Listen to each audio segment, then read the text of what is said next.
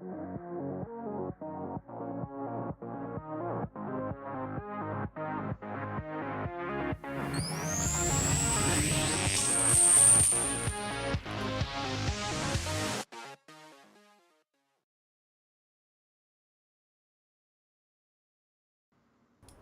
it going, everyone? HiJump here again. Welcome back to the TCG eSports Weekly number 14. I am joined again this week by Colazo.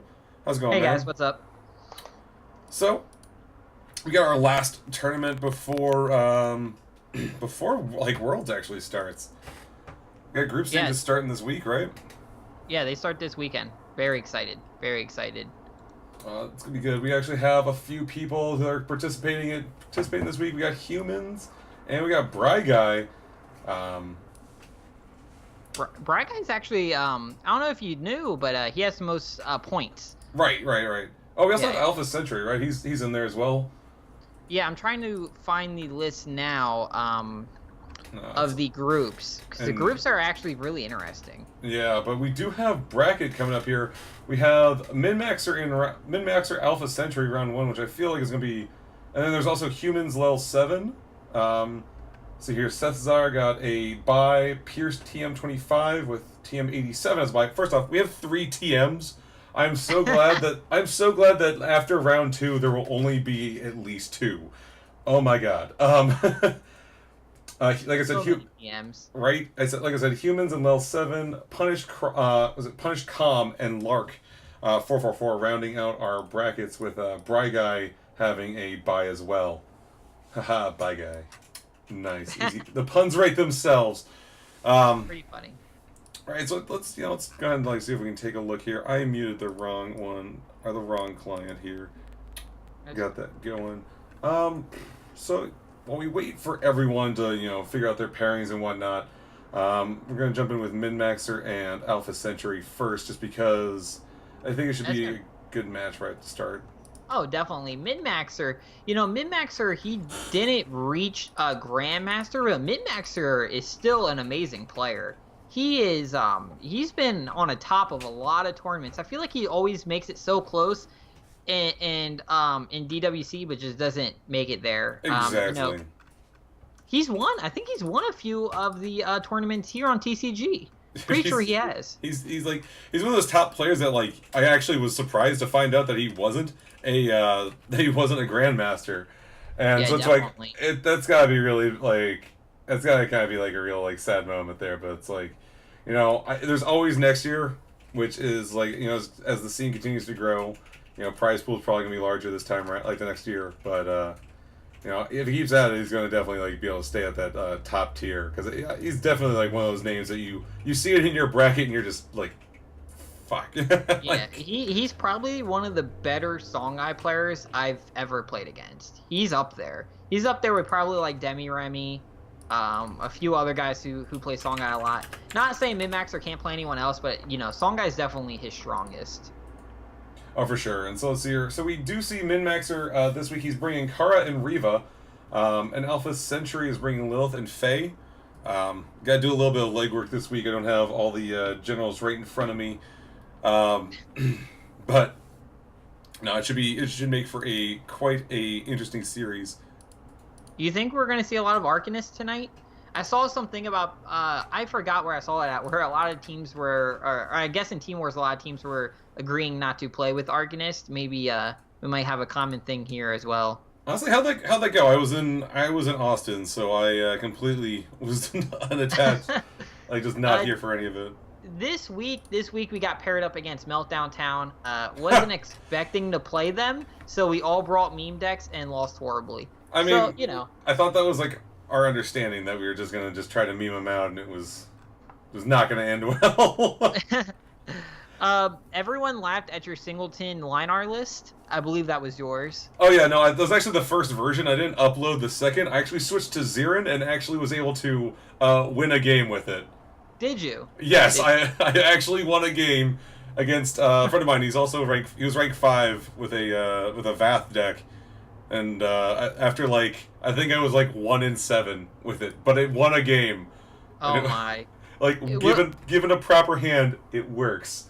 Did you just add every healing card in the game into it? Like, I'll take one of those and one of those and one of those. Basically, hold on. Let's see. I think while we're still waiting, yeah, no, we're still waiting on Alpha Century to be here.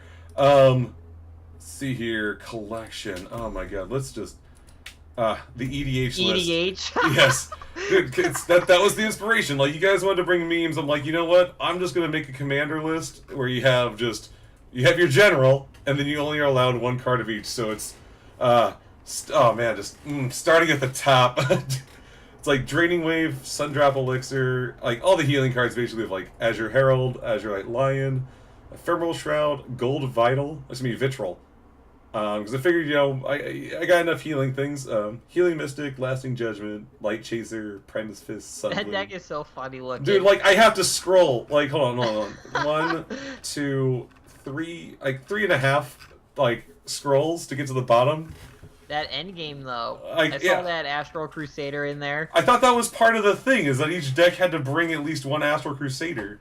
Yeah, I think everyone was going to. Yeah, I mean, if I get to end game, it turns out to be very amazing. Where it's like, all right, I've got decent enough, but it's not like too top heavy where I should be able to do somewhat decent in the mid game. Yeah. Look to like draw a bunch of cards, or at least try to, and then to like try to get me to that like later point. And it had decent answers. Like, I actually felt bad for not sending along this deck list because I feel like a handicap just in some way. Like it was my idea to bring nothing but memes. Oh man, don't worry, we all did. We don't, at this point, I don't think we care too much. I think you guys are freaking out, and I think I'm just gonna have to like actually make like a YouTube video on how amazing EDH Zirin is. Just like, yeah. I think that's a fun tournament idea. I'm just gonna like start to play with, and we're just gonna make Commander singleton tourneys. Maybe we should look into that. That'd be a pretty fun, like a Commander kind of thing. It's so bad. Like, at least in Magic, when you play Commander, you can have consistency because there are so many cards that have similar effects. So you can end up with like, cool, I need to draw more cards, so I'm gonna play more of these cards. But you just don't have that. It also helps if it's like that's a 40 card, like that's a 100 card, honestly, in that case, because then you don't make room for all that stuff. I found myself wanting more room in Magic. There's more cards. Yeah, but still, it's like I wish I could have like at least like a 50 or 60 card deck with this sort of style.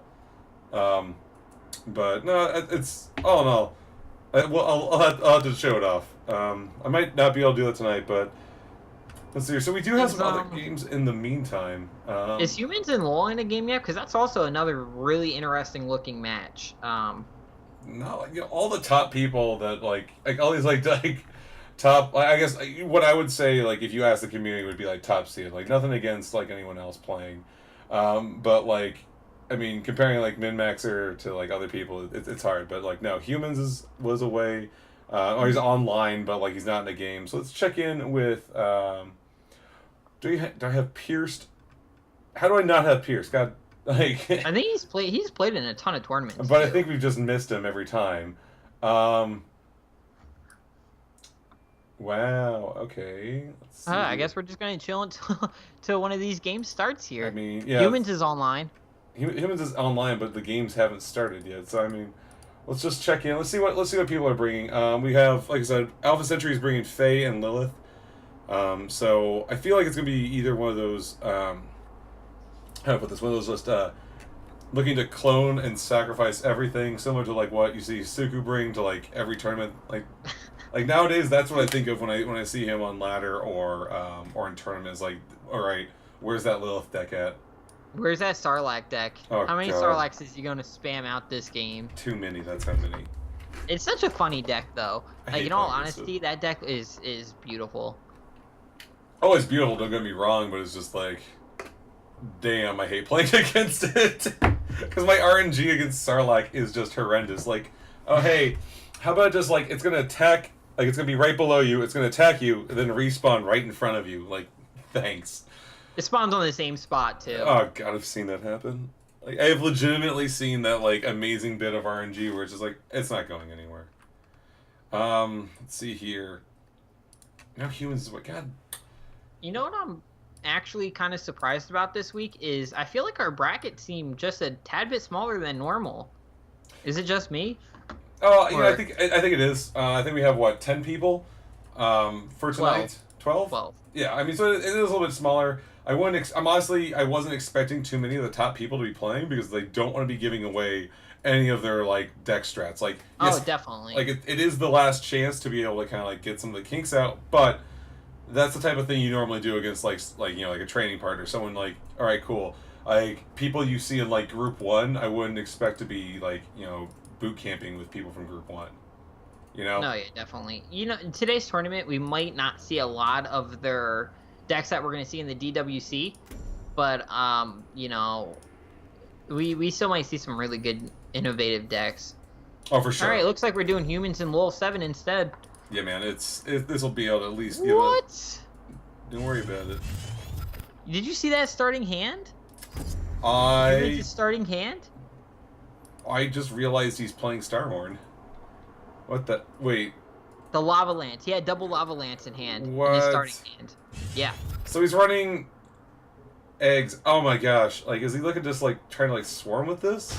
Is he? I bet you. You think he's playing Godhammer in that deck? Godhammer? Yeah. What does Godhammer do? I'm sorry. Growhammer, as I should call it. The 1-mana artifact that gives all your minions +1/+1, or grow +1/+1. Oh, gotcha. That makes more sense. Probably. I wouldn't be too surprised. Ooh, good start for Lilz 7 here. Denying the mana tile for humans and also picking up humans' minion as well. Oh, yeah. Big turn. Yeah, exactly. But, oh my god, this hand is not great to react to this at all. I mean, I guess is his plan just to give over 2 free Phoenix Fires? You think he'd want to replace here first? Exactly. What draw into. Replace one of the Blood Tears. Like, that's the easiest replace of a lifetime.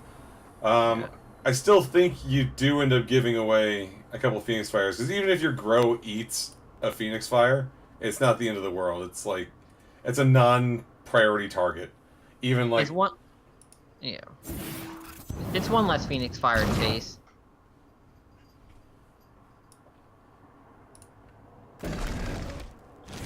Oh, he's gonna go face too. I didn't think he'd go face. Yeah, I guess that's you hold on to the Lava Lance because he's got he's going to be running. He's going to be running, something that has like rebirth, so he'll get those eggs. So it actually will have better value then. Yeah, definitely. That 4 damage. If you think about it, that 4 damage can take out quite a few things in the meta. If you look in Lil's hand, that can take out the 4 wins, depending on the situational turns that he's going to play it in. Exactly. I mean, the 4 wins is like the major target, I think, here. I mean, this Grow being a battle pet, he's not going to have to worry about it too much. He can actually abuse it a bit if he drops a Lantern Fox, but he would probably then be milling. Instead, looks to drop the 4 wins in a safe spot, and just going to tank 3 damage here. Possibly to kill it off with a Phoenix Fire on this next turn. I think you actually might, depending on how you do things here. He's got 4 mana. I think you actually Tech Spikes Lava Lance. Or excuse me, Lava Lance. Yeah, because in that way, then you are able to mill Lel 7 cards, deal him 3 damage, and you can go up and face tank the 4 wins Magi. Yeah, definitely. That's 100% the play. Milling 3 cards out of Songhai is so strong. Oh my god! Did you see that? Inner Focus and Mist Seal. Yeah, he milled 3 amazing cards. Lil probably has multiple copies of the cards that they get milled right there, but that was such a strong mill on his behalf, and he was able to take out that 4 wins is strong too. Oh, it's just absolutely ridiculous. Puts him in a really commanding position here. Yes, he can drop a Lantern Fox and start to take care of the board state, but knowing Starhorn, it's going to be a lot of draw burn. I mean, I'm guessing what, at least 2 Decimus have to be in deck. I mean, we're seeing every single card draw type play. Oh, we see Bacon. I'm looking at that Grandmaster Zendo, wondering when it's going to come out. I think on this next turn, that's your best bet. And I do like the silence of the Lantern Fox. Yeah, you don't want to feed your opponent more Phoenix Fires than you have to. Now the thing is, if he does play Grandmaster Zendo, now Humans doesn't have the he doesn't have the Dispel to take care of it. He does have multiple draw in hand though with Tech Spikes and then Tropic Gaze. He can fill his hand right back up. Very true. Let's see here. Ooh, Death Strike Seal. God. That card is so annoying for me. I'm actually surprised he's running that. A lot of people don't run that card. I always thought it was a good card. I thought it was underrated. Like a card that can just, you put on any minion to kill off anything in the game that you want. Now, especially on a Riva deck, I can see it being included there. Just basically you have free range creatures all day, and can pick off like even things like Ironcliff Giants for free. Right here though, Humans actually has a oh no, he can't. Never mind. He cannot do that. I lied. He's gonna have to. I think you replace them all, or the Tropic Gaze maybe, and just Tech Spikes. No. Tech Spikes is quite dangerous though. Yeah. He needs to replace first. I think you replace them all. Or wait, no. You replace the Natural Selection because you can play them all and block off Grandmaster Zendo. Hopefully, or you can play the Blazing Hound, which is probably better. I mean, you do both. Yeah. I actually like playing the Blazing Hound, and then because you can also look to BBS as well and mill another card. Another Natural Selection. Ugh. I think LOL actually might have it here next turn with the double Mist Dragon Seal, the Killing Edge. Yeah, and milling a Spelljammer there, he's not gonna be too mad about.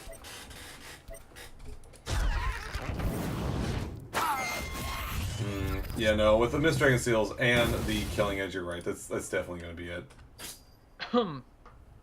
Wait, not yet. Is it? Yeah. It is.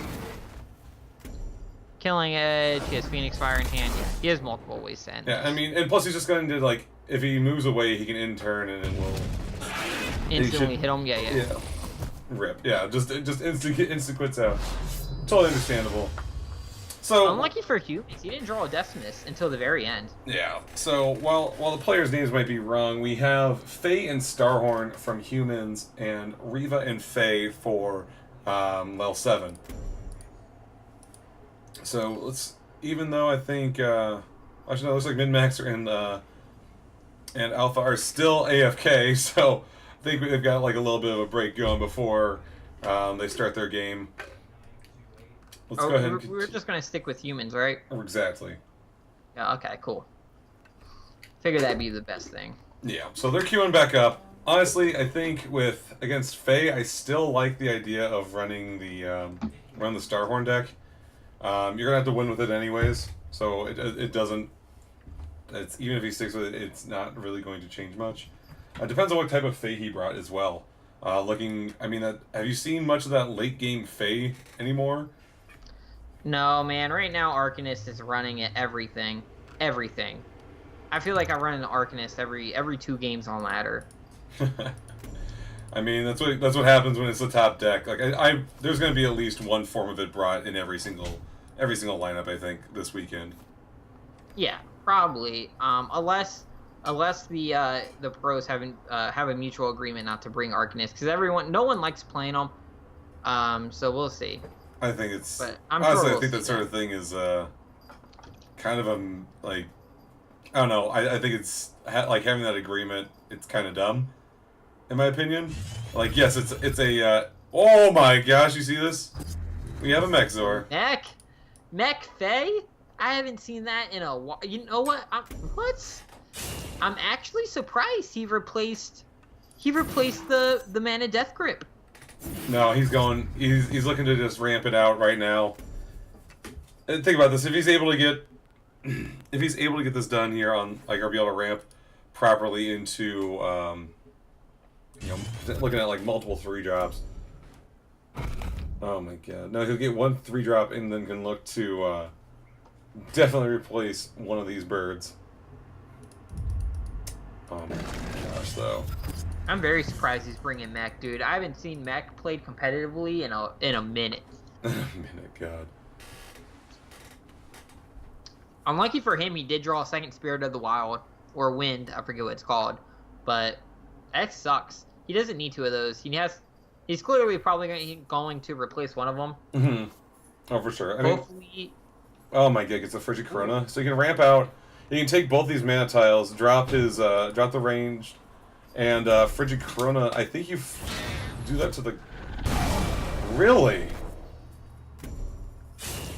Oh, place it on the mana tile, and then this way, then he's able to. I actually did not see this line of play coming at all.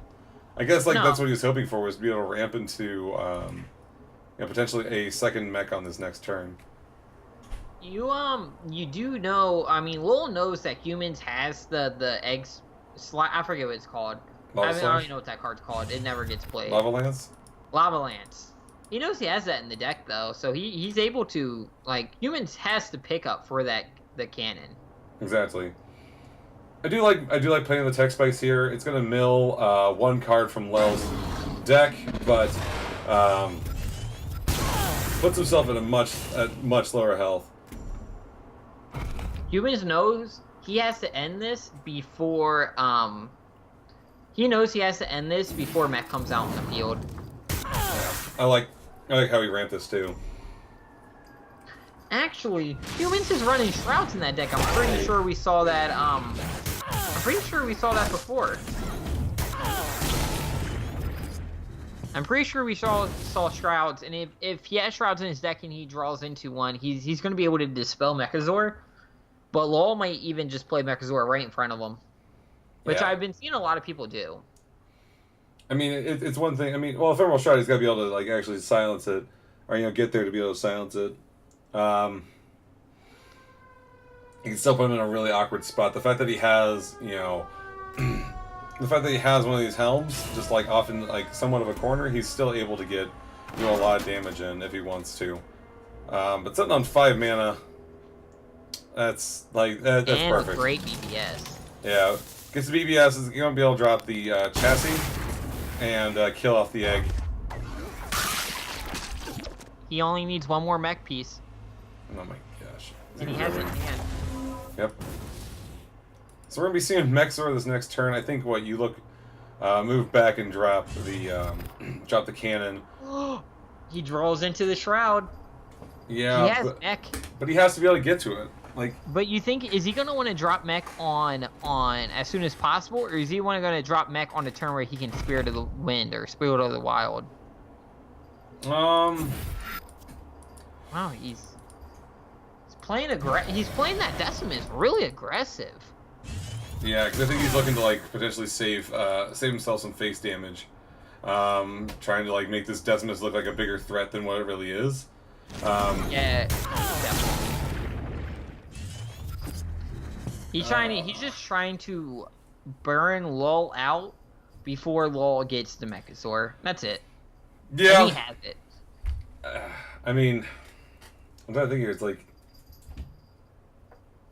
earliest you can play it right now, play it with Heart of the Wild, is on 8, and that's waiting too long, I think. Yeah, I think we're gonna see it this turn. Another thought is potentially, Frostburn and then taking 2. Or I mean, I don't think you want to ever take 5 in that position. That leaves yourself open for so much.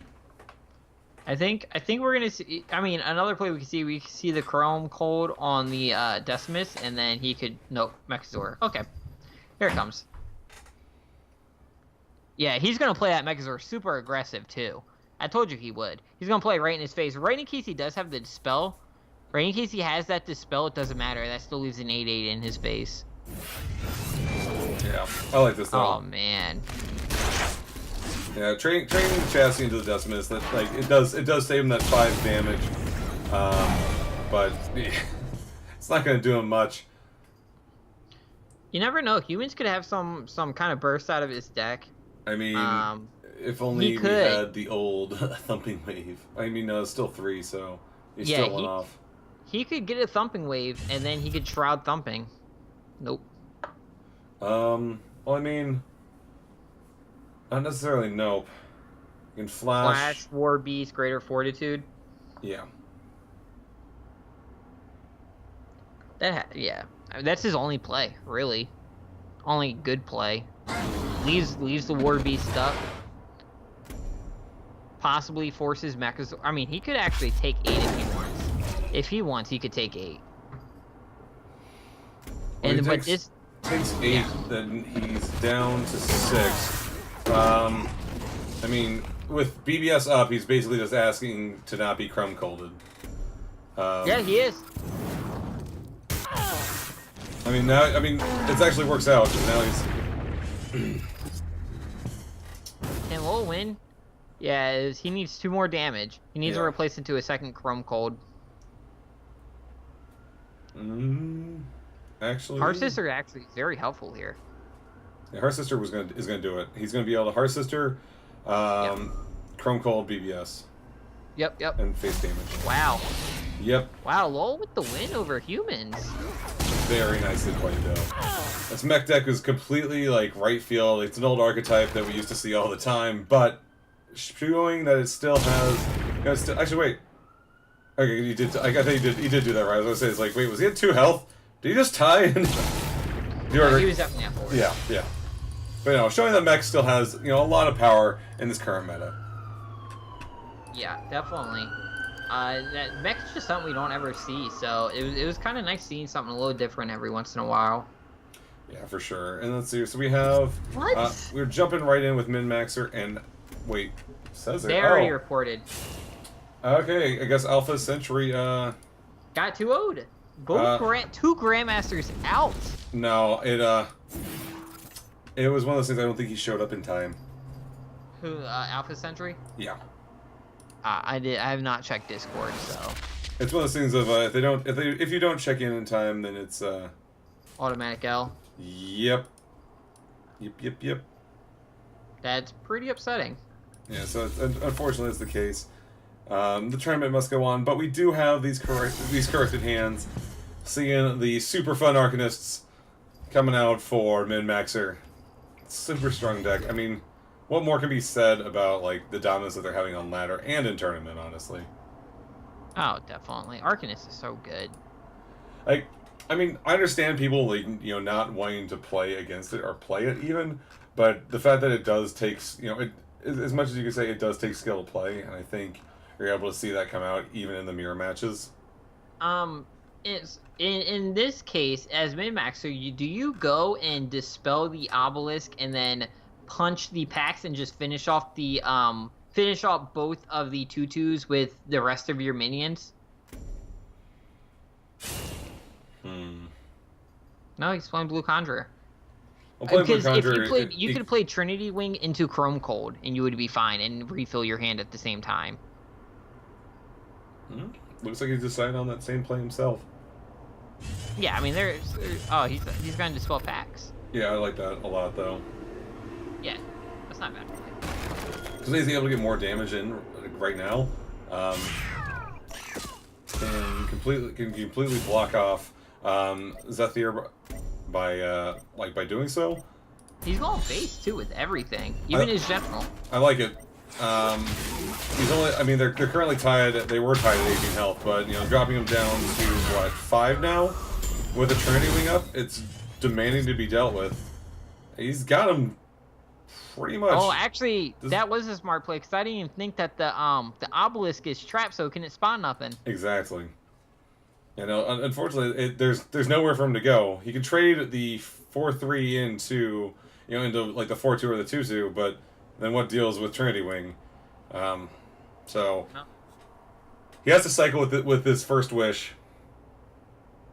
He needs to get like a whisper, kind of, and try to figure it out from there. Rasha's not bad. Rasha can pick something up. I still think he loses though. There's too many big threats on the board for him to not lose to. And he's still stuck. Yeah, no, he's sorry.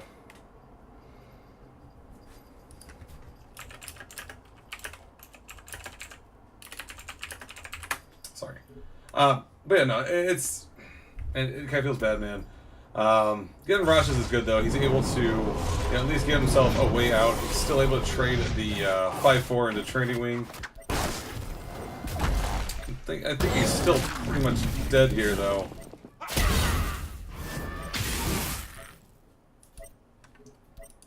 I mean, he's at 3 health, and this is gonna let him. No, yeah, he has a less than a power in hand. It doesn't matter. I mean, even still, he could just attack with the 4/2 and go face. He's gonna go face with General for the win. He's gonna outsmork Xerx. I mean, I don't think what can you expect? I mean, he's the caliber of player that Min-Maxer is. Yeah, I mean, it's still though it's a little bit rough. But what we can see here is, like we said, so we have Min-Maxer. He's got to win with his Cara now. Just double checking here to see what Zathir brought. We saw the Xerx, but looks like he's also got Riva as his second general. Ooh, and he's playing one of the Riva Grandmasters. Well, not really, but you know. You can't say those things, man. It's not fair. Min-Maxer is an amazing Riva player, so he knows all the strats for Riva. So we'll see if he's able to outplay him here. Yeah, for sure. Let's see here. Brought Xerx and Riva. Lark taking the win over Punished Corn, 2-0. Very nice. Let's see here if we got. They've jumped into game number 2. Best of luck to both players in this. We do see a Riva and Riva Xerx. Ooh, that starting hand is not nice.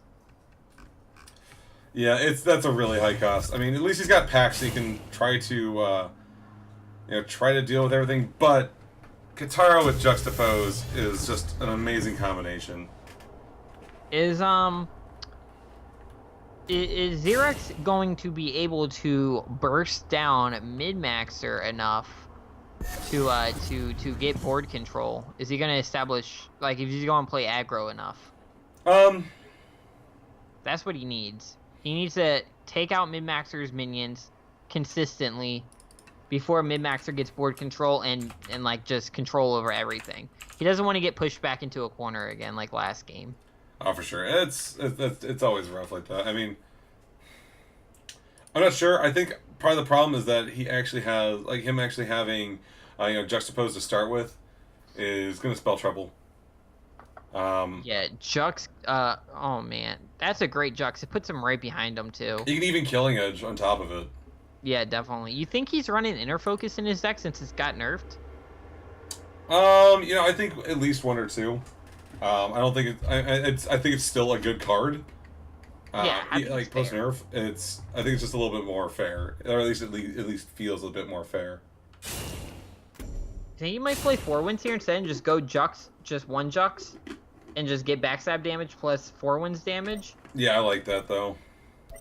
Puts Pax a little bit out of the way. It's still gonna be able to go face, or it might actually hit the 4 wins, which would kind of suck. Oh, he missed Dragon Seals. Okay. Yeah, it takes the tile from him. I like this. Deals a point of damage, and he's just going to dump his hand, Jux the Cara behind, and he's going to get some massive backstab damage. Now, Min-Maxer does have that Sojourner in hand to get some card draw. There's an Air Focus. So, I mean, I don't think he's worried about running through his hand. Yeah, I mean, the thing is, though, this next, like, by the time he plays that, he's probably gonna see a blood and air. It's gonna be blood to air. Yeah. To deal with it, not allowing him to actually regenerate that hand.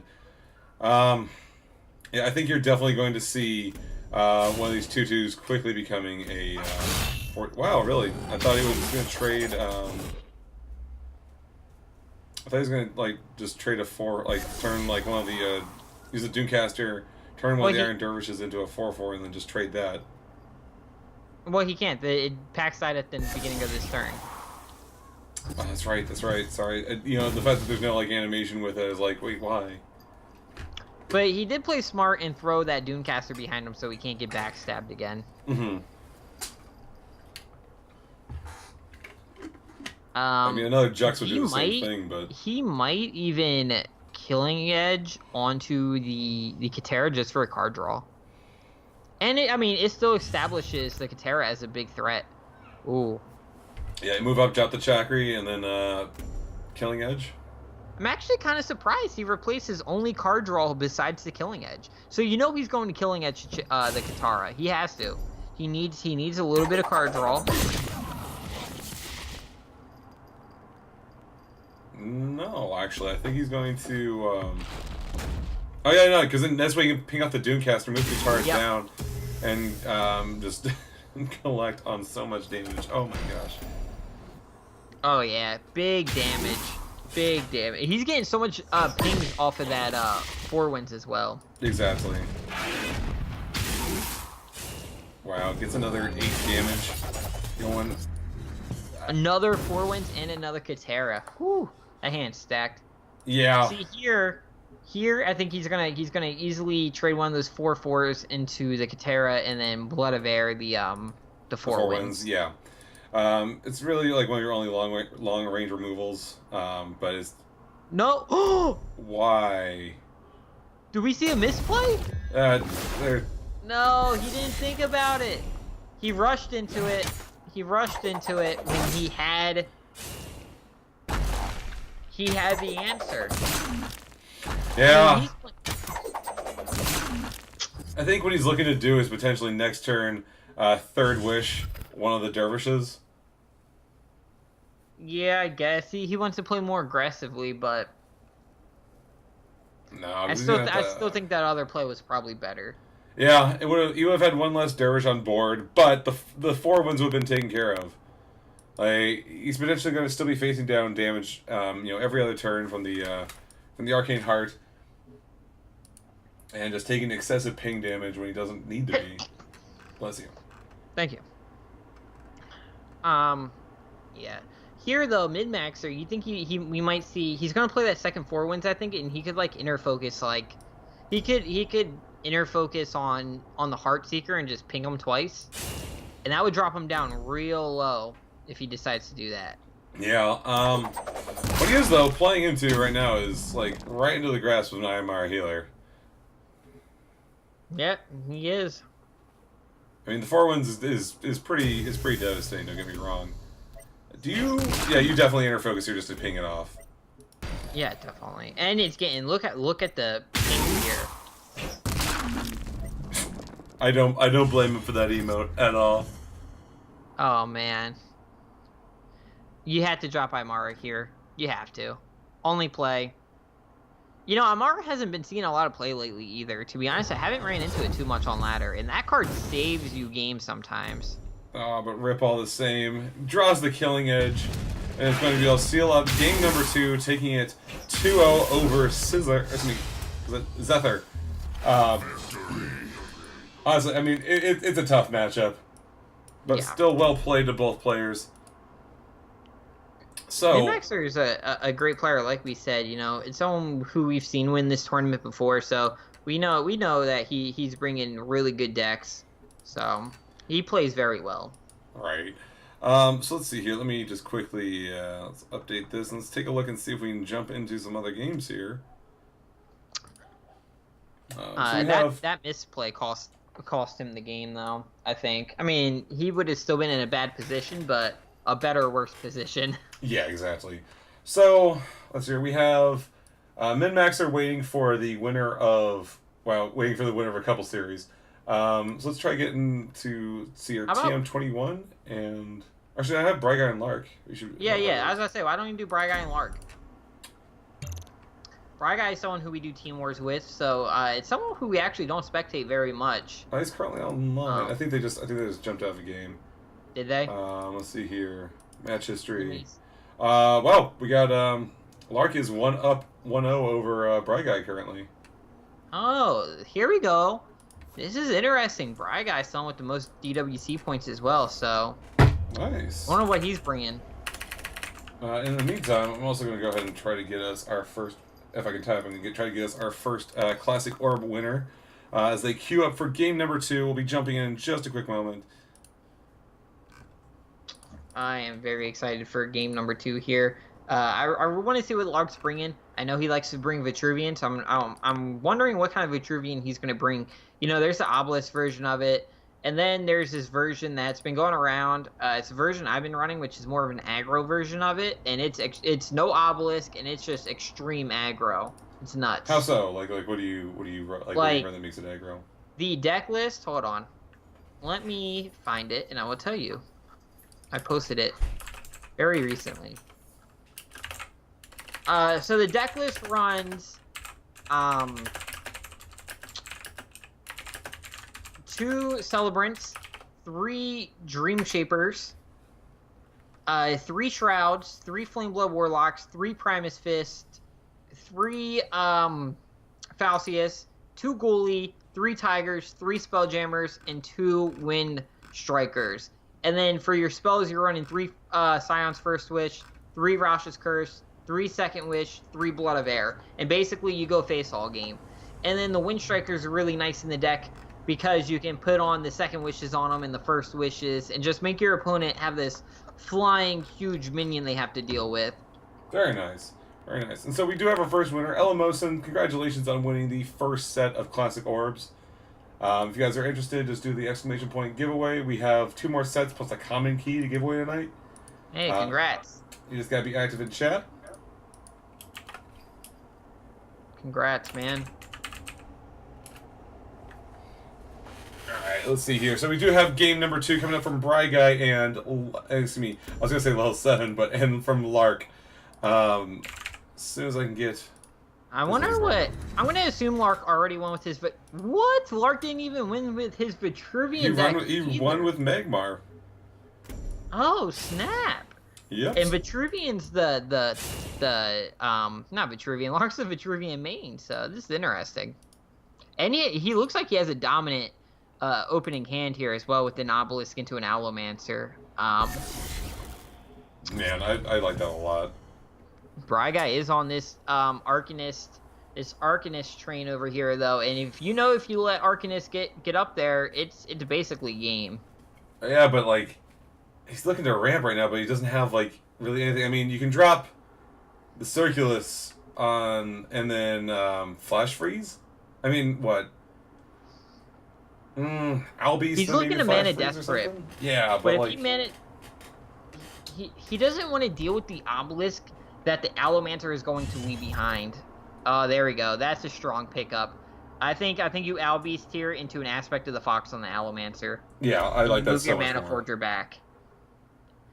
Yeah. You could even... He could aspect of the Fox the... He could have aspect of the Fox the, No, I like this a lot more. Using the Flash Freeze here to get that extra point of damage on the 3/3. It's gonna it lets him keep his Allomancer a little bit more aggressive. Even if he wants to just deal with like you move it to start dealing face damage. I like the aggressive bit of this. Yeah, he wants to stay in his face. Bry Guy knows he has this big 4/8 that's gonna be hard for Lark to deal with. Lark's only running. I mean, you would know Vitruvian's only running Blood of Air as a removal. Lark luckily does have a lot of 2 Dispel in his hand right now, and a Falcius, so not bad. Yeah, but like based on the placement though of the War Beast and the is he actually gonna silence his own Dervish? Yeah, it looks like it. I thought he was actually gonna move up and then played above the Albi stage. But I guess he wants to take care of that Mana Forger as well. I like this play though. Yeah, Mana Forger can get a lot of value if you don't take care of it. Definitely has a 1/7. It's going to be hard to kill. It's letting your opponent basically play free spells, which is annoying. So, plus what else are you going to do? Plus he has Sands in hand, so he still can get value out of it. So this Silenced Obelisk could still be, it could be underestimated and just, left to continuously summon Dervishes whenever he draws those.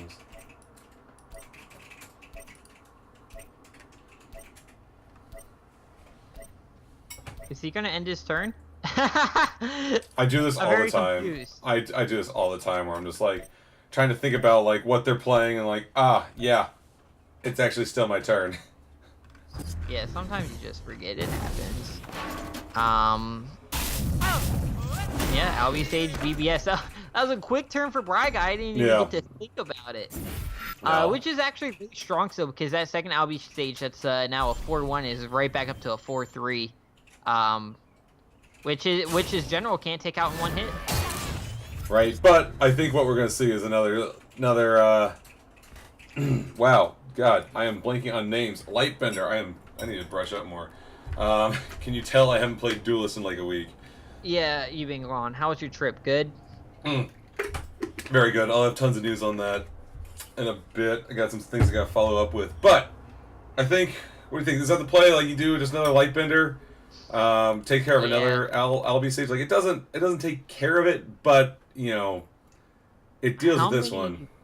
How many Lightbenders do you think Lark is running, though? Because Lark knows there's going to be other things that he's going to want to dispel besides 2 LB stage. And unlucky enough for him, Bry Guy actually has the 3rd LB stage in hand. Exactly. I don't think you could...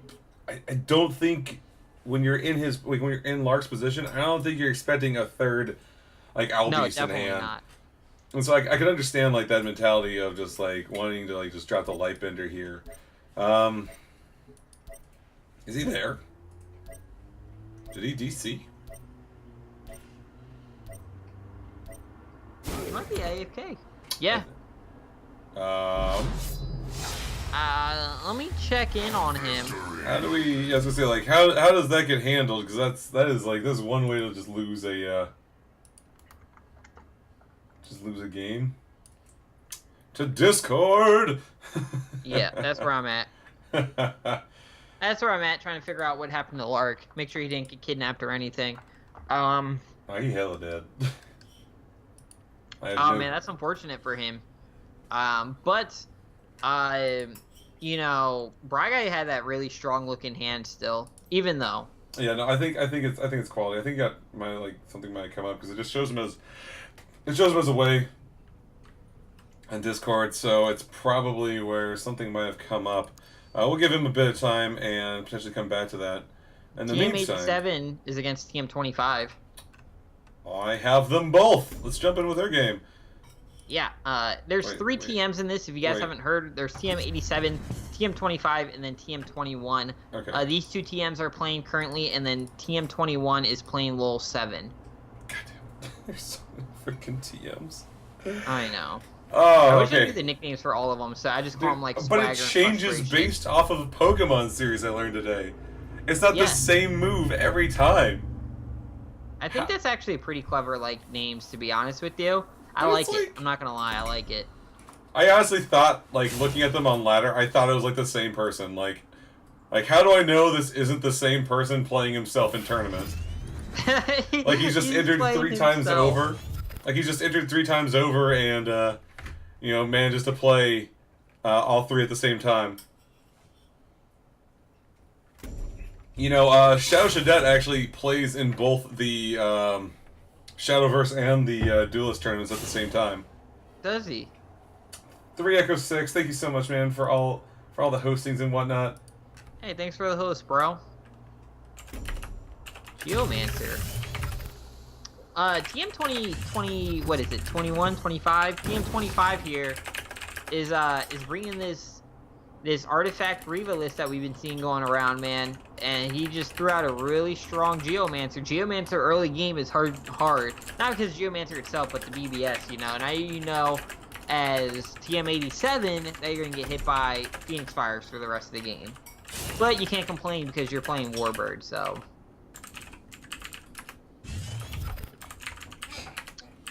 I like this. He's going to get to ramp up here. So nice. Yeah, this is just double death grip. Tank the face damage. He's getting extreme. And he's going to be able to ping off that artifact. Well, ping off 1 durability off of it. Which honestly, is still pretty strong. I think he just... yeah. You have to drop a Cobra Strike here as a STM25. Twin Strike isn't that... Oh, I guess not. I would keep Silhouette Tracer. Silhouette Tracer can get you out of some bad situations. Yeah, because like that's what this deck is looking to do. Is like you're looking to just summon and like, get yourself like turn into like this ranged turret and just run away for the rest of the game. Exactly, and I'm not sure how many Silhouette Tracers he's running, so keeping 1 in hand playing this deck is pretty good. I don't see why you would hold on to double Cobra Strike. I mean, I know there's things you're gonna want to take out with it, but you have one in hand. You know, Twin Strike might be the better card here. Yeah.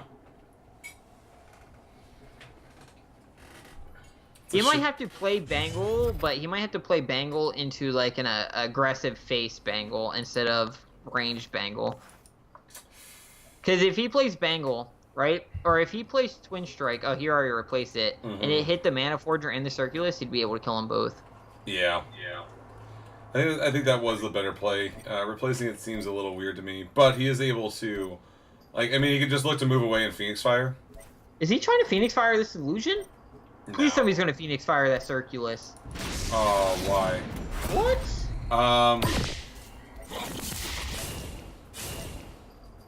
Oh, he's looking to take Tile, that's why. I mean, that works. Alrighty, that's fine. Makes sense. Makes sense. That works very well. Oh wow. TM8710 is not looking that great. I mean, he could double Illusion and then Trinity Oath. Double Illusion. Yeah, the Trinity Wing is going to be absolutely nuts. Or Trinity Wing. I always call it Trinity Oath. Either way, it triggers people all the same. Yeah. Still refills your hand. Just call it Trinity something. But there's, like, more importantly, there's nowhere to run now. Without a place to summon, like, I don't think you attack with the 1/3 here, actually.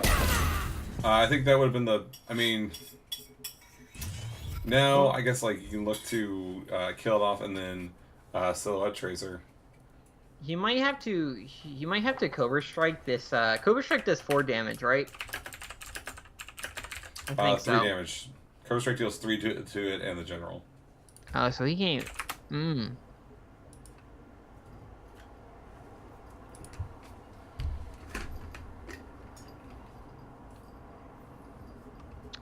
This is a pretty bad board state for TM21.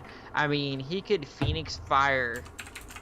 He could potentially double Phoenix Fire the Trinity Wing. Probably doesn't want to do that. Oh no. How about you Phoenix Fire? You Phoenix Fire probably the Mana Forger. You play the Silhouette Tracer there. You move and then just run away. And then. You can't move. I mean, if he kills, I mean, yeah, I guess it's. None of those feel good as plays. I like the Pato much more. I mean, not just because of the art, not just because of what it gets turned into. Panda, excuse me.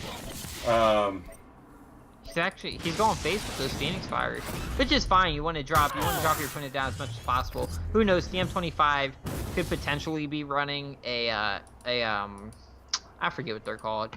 8 mana spell, or not 8 damage spell. Spiral Technique. And it is it is also 8. You're right. It's 8 mana for 8 damage as well. Yeah. So it still gets a lot of work out of him. The pretty bad thing about that Pato is giving your opponent a Pato allows your opponent to lock you down somewhere if you don't take care of it, because you can't hit Pato. So he's just locked down. Turn into a 3/3 and not care. Wait, is it 3, 6, 8, 10, 12? Is it? Wow, does he have lethal? Did he just burn through his whole hand? Just, wow. So much math. Hold up. Too much math for my brain. 3, 6, 9, 11. BBS is 12. Actually, it's 13. No, he has it. He has 17 exactly. I think, right? Yeah. No, he was 2 off. He had 2 over. Didn't need all of it, but... Man, whatever the hell you made for food smells delicious. Whatever you made for food smells delicious. Kwong's kitchen. God damn it, Kwong's. So good. I forgot to eat dinner. But, so, that was a really solid game. I kind of want to see here, let's check out real quick. Check the brackets. Yeah, exactly. I want to see, did Lark ever come back, or are they just giving the win to Brag Guy? Lark said his laptop crashed. RIP. That sucks. We do have game number 2 coming up between the 2 TMs. We also have Lilz 7 over TM 21. So after this game, only one TM will remain, making my casting life so much easier. And I don't have too many TMs. Could you imagine the grand final of TM versus TM? I don't want to. I don't want to live on this planet anymore. Yeah. I need to keep a cheat sheet of what the TMs mean, so that's what I can call them. Right? Like, oh my gosh. Okay. Well, TM25 bringing back the Artifact Riva deck, starting out with Bangle, which is really strong. Unfortunately for him, though, he doesn't have the ranged one, which sucks. Yeah. But I mean, in this situation, it'd only be only continuously spraying the creep. If he plays Prismatic Illusionist here, oh no, he's not going to. I was about to say that Twin Strike would get so much value taking out the Ooze and that. Yeah. I mean, what, he'd be on 4 mana, so you could, yeah, Twin Strike and Ghost Lightning. Mm-hmm. But still, I think Ghost Lightning is looking like a very solid play here.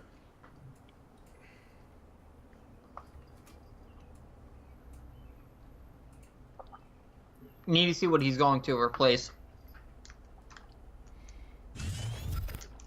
Oh my gosh. Cobra Strike is not what he's looking for. Yeah. He keeps getting this Bengal and no other artifacts that follow it up with. And if you don't get that combo down, it's hard for this to stay alive. Definitely against this deck, this spammy deck that TM87 is going to have here, where he's just going to spam out minions and Arcanist and minions again late game with that Decimal. Yeah, the Death Knell is definitely something that I am interested to see. I hate it when people just like random into it from Blue Conjurer. Cause it sucks. And it's like, cool, I've been playing around everything else, and then surprise, it's not even in this faction. What's gonna suck here is he's actually gonna ramp into it even faster with that Darkfire Ritual. Oh, exactly.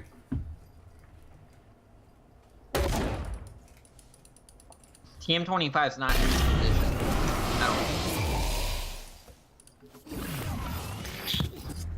It's so much.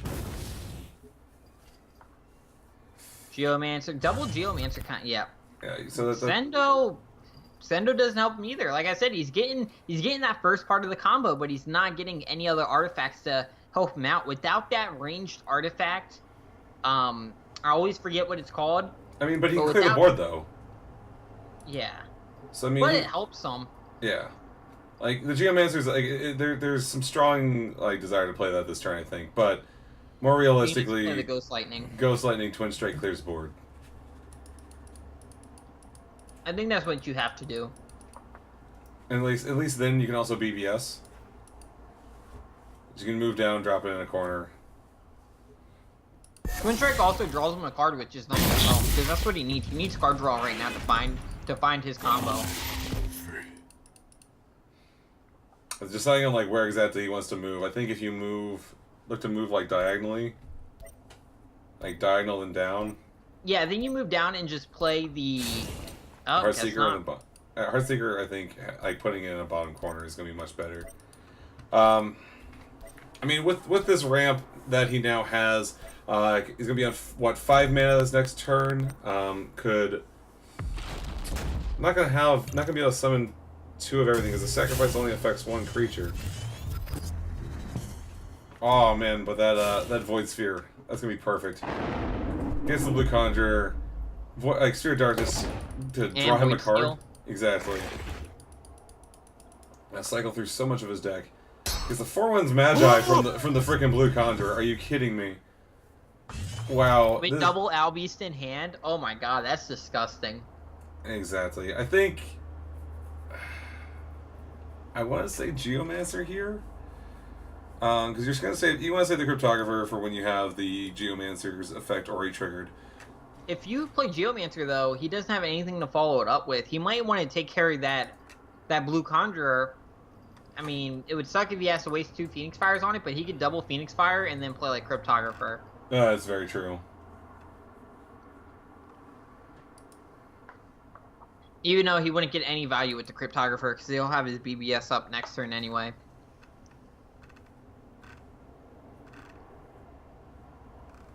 Like, Zendo doesn't even help here really either.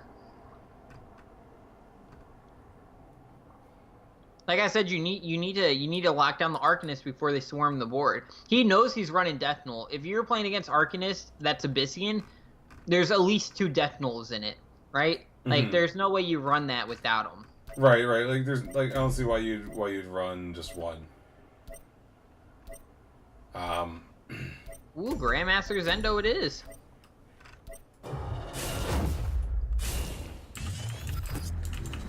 Oh, there we go. Another piece of the combo. Seeing the Crescent Spear.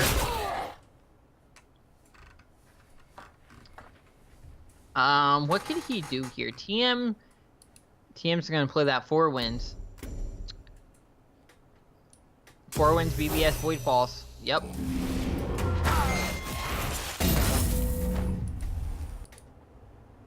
That's gonna ping off his artifact. That's gonna ping off that bangle, so he doesn't have to deal with this Reva bouncing around the map. You know, he wants to get that Reva trapped in a corner.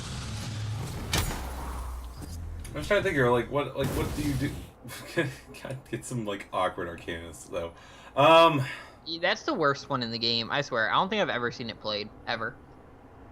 I can't think of a good time to play it ever. I mean, the Crescent Spear I think is gonna be the play. It's going to allow one of these Phoenix Strikers to properly deal with the 4-1's Magi. I think you can even Bangle, because yeah, you'll be on. If he's really looking to run away. Yeah, I like this a lot. I mean, you're going to give him value with the Blue Conjurer, but basically the main thing now is just to keep distance. Now he has he's got the Geomancer in hand, so. You can then start to, really, I mean, what you want to do is run away and be able to Phoenix Fire down with the BBS.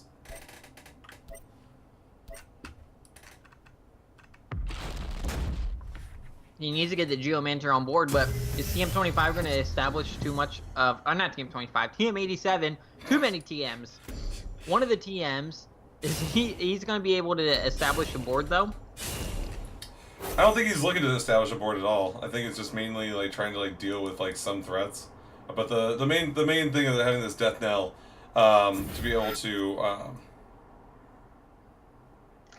to just resurrect everything that was killed. It's gonna be nuts. But no, it's gonna be absolutely. I do like this though. Oh, he got the Scientist. Ugh. It's such a. It's okay. I mean, honestly, it doesn't really matter what he plays at this point. It's just build the army. Like, just keep. It doesn't matter if the Arcanists die. As long as he keeps the pressure up on TM25, he's gonna eventually just be able to win it out because he's at full health still. Like by this point, like with this sort of Reva deck, you're hoping that they're at least like, half to 2/3 dead. Mm-hmm. But there's he's already been across the board now twice.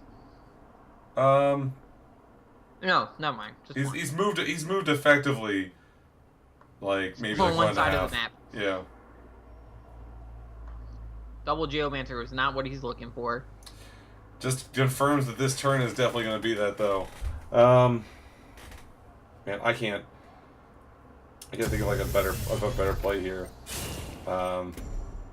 He's gonna get trapped in that corner. No, he's gonna look to ping off things. I like how he's placed this Heartseeker as well. It's not gonna deal the 3 damage from the Grasp of Agony to the Geomancer. Yeah, smart playing around things for him. I mean, it's also blocking off that Albi stage, so it's forcing the general to take it face. I mean, not that it's much; it's only 1 damage, but he has all these Arcanists in hand and no spells to buff him up this turn or draw any more out of that Blue Conjurer. But he's getting swarmed on.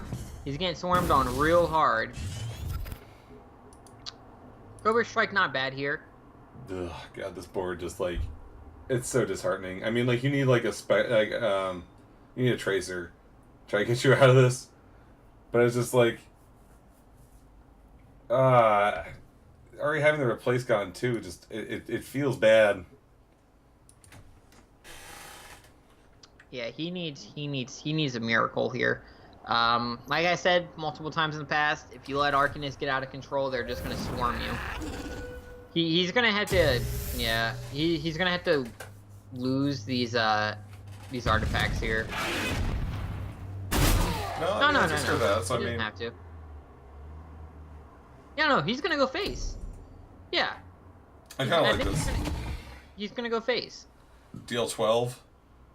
Or you think he's gonna go face, or is it he's gonna go take out that other Albi? I think he's gonna kill the other Albi. Oh wow. No, he's gonna go. You know what? He's gonna go face because he knows he has that BBS. Oh, he draws a cryptographer too. I mean, it's potentially lethal, yeah. There's no way he doesn't block himself off though. Exactly. Ha! Oh man, chat. So TM87 is Swagger, and frickin' TM25 is Thunder. I had to look it up because I'm too old for Pokemon. Dude, no one's too old for Pokemon. TM21 is frustration. Yeah, new one was frustration. God. And apparently TM21 is frustration. It's a little upsetting. I think that's such a cool idea to do with your friends, though. Like, you can tell me that's a genius idea. Like, hey, let's name ourselves after Pokemon moves. That's a good way to, like, not just Pokemon moves, what teaches it. Oh my god, look at this board. Watch him top deck something for lethal, somehow, some way. Man, no. But just no.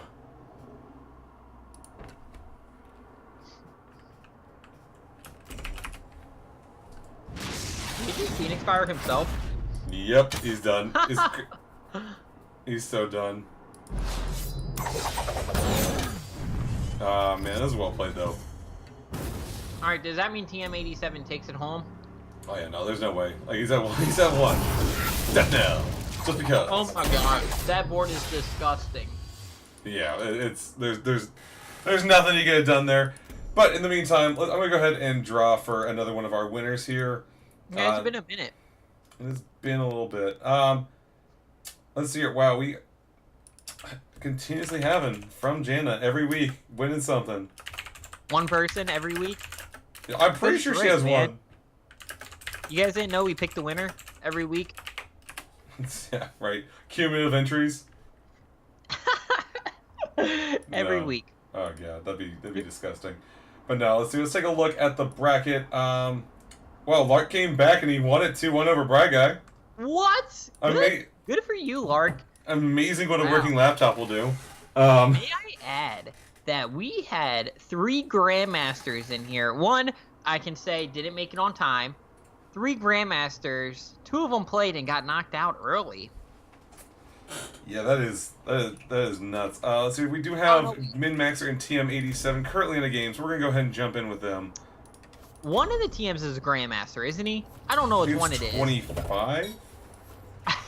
There's too many of them. With a question mark? Alright, well, one of them could potentially made it to semis. TM87, I don't know if it's him. Oh my god, looking it up right now. I'm so like how am I supposed to know? There's too many TMs. This is actually going to be a good game here between MinMaxer and TM87. Both of them pretty good players. So. Yeah, I'll get the hands fixed here in just a second. That is like one thing I'm doing like right after this tournament is making another freaking scene, so I don't have to keep doing this. I said that last week, but like, damn. Switch hands every time. Pretty much. It is actually TM21, so it's a whole other TM. No, wait, TM21. No, TM21 played in this tournament. He lost to Lilz 7. Wasn't that TM25? No, TM25 played TM87. Yes, TM21 lost to Lilz 7. What the heck? I don't think we saw TM21. We did not watch him. We watched Humans Lilz 7, then we jumped to watch MinMaxer. Jesus. Oh well. So many. Regardlessly, let's talk about this game. Running Crystal Wisp. Oh, that means whoa. This is looking like it is a cryogenesis. People still play that? It's a good question. Man, no, that's an interesting tech.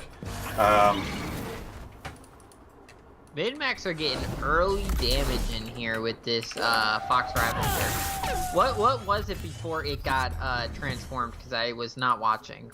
It was a Cara, which I think is the smart thing. Just deal with it. I mean, he's gonna have to take a bunch of damage here, but I mean, he can look to Mana Death Grip and then use the Crystal Wisp to ramp up a bit, and clearing out his hand more so he's able to take full effect of this Spelljammer. But this Mist Dragon Seal is gonna mean this shit tons of damage are gonna be coming his way again.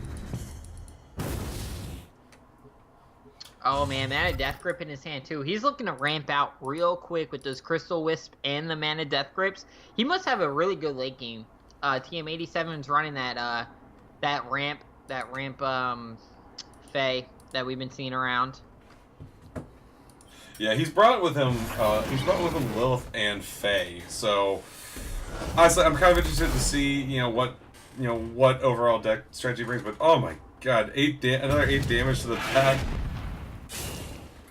Min-max are just going face. I think that's a little bit. I think that's a little bit greedy though, because like, Chrome Cold is a thing. Altered Beast. What the heck? Is TM87 only running removal? Is this a removal only deck? I mean, Crystal Wisp is in there. Oh, removal only in Crystal Wisp. It could be. Wow. So. I mean, that was actually smart of Mid-Maxer, though, going face, because he knows he's playing Fae, so he knows Fae probably has removal in their hand. Yeah, I just think it's a little bit all in on a Spelljammer. I mean, it's already a threat by itself, effectively, like if you want to turn off some card draw. So I kind of like the idea of using the Killing Edge on on something else, but I guess that requires it sticking to the board. So Whenever 4 wins, Mist Dragon Seal? Here, yeah, maybe. Maybe we might see it. Nope. No. Just ping him down for a little bit of damage. Arcane Heart works too. Especially because it comes like the spell comes up again next turn, so you get more damage by doing it this way. Trinity Wing. Whoa, this deck that TM87 has brought is extremely confusing. It doesn't matter. Oh, and he got the best one.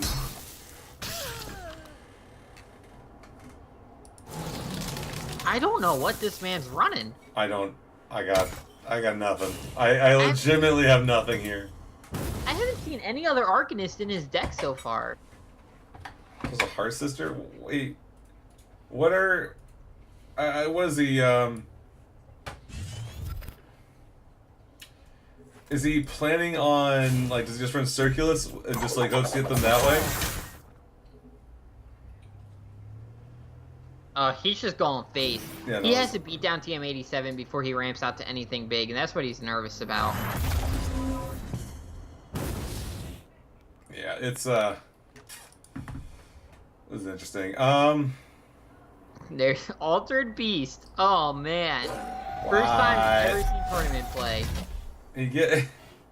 I mean, whenever it survives battle damage, do we actually get value? I want to see it get value. Live battle pet. Transform into something good? Yes. What do you think it will transform into? Have any bets? No. I got nothing.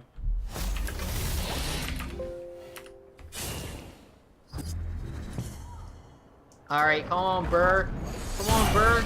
Oh no. Well, Burr went face. No, it didn't. Went for the Heart I mean, not Sister. face. It went for the minion. Sorry. Does he have lethal here? I think you replace the Jux. that looks like lethal. I'm sure it's lethal. It's lethal enough. No, it's fine. It's fine. Yeah, Killing Edge, Mist Dragon Seal. Someone could have gone for so much more damage, but he doesn't need it. So that's a game 1 win for Min-Maxer. Playing this Riva excessively well.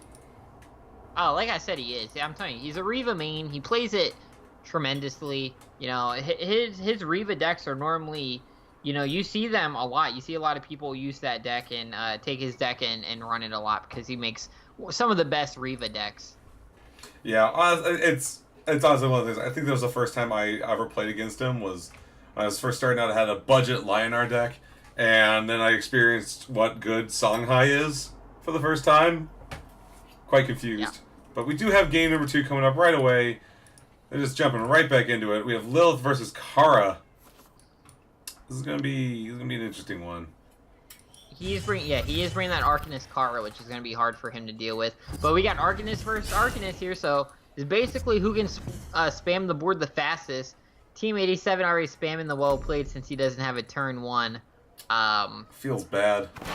Yeah, real bad since Min-Maxer has a double turn 1 if he really wanted to. Actually, kind of weird that he decided to play the Aether Master over the Circulus. I think he's looking to just ramp this turn. Was the thing. But then be able to like move the Aether Master up, drop the Circulus, and then. You can't mana Death Grip anything. Exactly. And I think you move up and you drop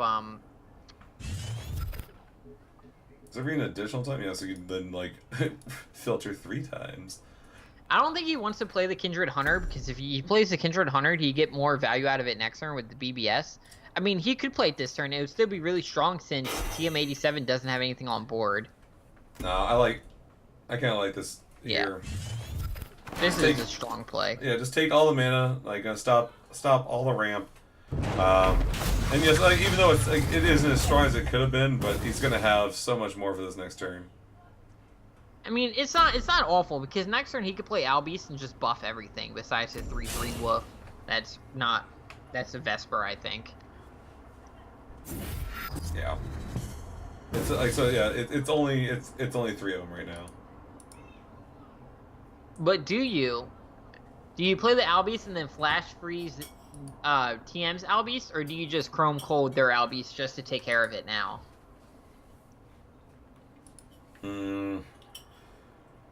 I kind of just like the idea of Chrome Colding. I don't know, man. It's like, do you want to play safe or do you want to establish a huge board, basically? I think playing safe is the better option here. It's like you already have a board and you're gonna be able to cycle it's like whatever you need. But looking like he's gonna go for the more aggressive approach. I do like this a lot. He's gonna be able to BBS and freeze, buff up everything and be able to get some face damage in with this Kindred Hunter. Oh yeah, there's gonna be some huge minions next turn for TM87 to deal with. And if you're looking at TM87's hand, he really doesn't have an answer. At all. Yeah, he's been needing to like ramp ahead with that BBS, but he hasn't had a chance.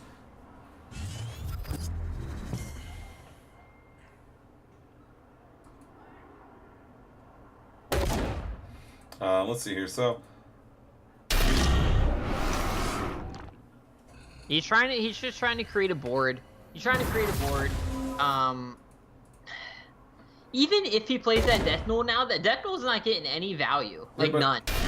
It could summon so much nothing. Yeah, it's not going to summon anything. It's going to summon the one Albeast that you've summoned to manage to summon this game. It's such a bad play. It feels so bad. Like, it's like... It's one of those things like, and he draws the aspect to pick it up. Like it doesn't matter. It's like you want to get rid of that Albeast Sage now? We got you. You could either aspect it or chromatic hold it. I mean, I think you would just aspect it. Just imagine if he's running Frostburn on top of this and just like nukes everything. It'd be disgusting. Like I think you like drop your second Albeast Sage and then every single Albeast Sage, and then Aspect of the Fox, the Albeast. Yeah, that's something he could do. I like that. I like Aspect. What? Gonna be TM69 Rock Polish. God damn it. Oh, man. Well played, Nintendo. Well played. Oh man, but no, I like this play a lot. To start to deal with this Albeast, like it's the only real threat on board. Yeah, he's just gonna Chrome Cold it and take care of it. Pretty easy. Yeah. Pretty easy. Clear out all the 1/1s. And he starts to generate himself some prismatic illusionists. That Albies can't even kill anything besides the wolf. That's it. And the 2-1 that just got generated in front of it. But man, he has double Death Null in hand that he could play and literally can't do anything with. Yeah, but he's gonna play it this turn. He's gonna get his Albies back. Yep. Be like, here we go. Boom. Best Death Null I've ever seen. Proof of concept. Everyone on the top S rank is going to change their names to the 100 TMs. The worst. Like a whole ladder of TMs. I'm done. Like I'm done. No motivation to be top 100. Oh man, I want to look up funny TMs now. Everyone's gonna start changing their names to TM. Every tournament we're gonna have, everyone's just gonna be TM something now. I don't want to cast that. I'm just gonna start making up names for people then. I'm gonna have a cheat sheet with all the TM codes on it. I'm gonna be like, rock polish, attack surf. God damn it. God damn it. Well played though, Min-Maxer. He had that game like for a good long while. That was just a matter of closing it out. Well played to TM87 though. Very nice try. Unlucky for him, he didn't have a good like he called it in the beginning of the game. He still well played. He didn't have nothing, no early game, and he wasn't drawing into anything useful. And by the time he was getting useful stuff, Min-Maxer already had complete board control, all the tiles. He had everything. But you know, it's not over. He's still going to be battling out for third place, which we do have prizing for. But in the meantime, I was going to jump into a game for Lark and Lilz 7. Currently, it's unscored, but looks like they are still potentially in game number 1. So let's go ahead and switch over to that. Lark, just look at it, is not in a good position. Just looking at the board, you know, Max on one end, which he does have the answer for, and then he has this Ghost on the other end.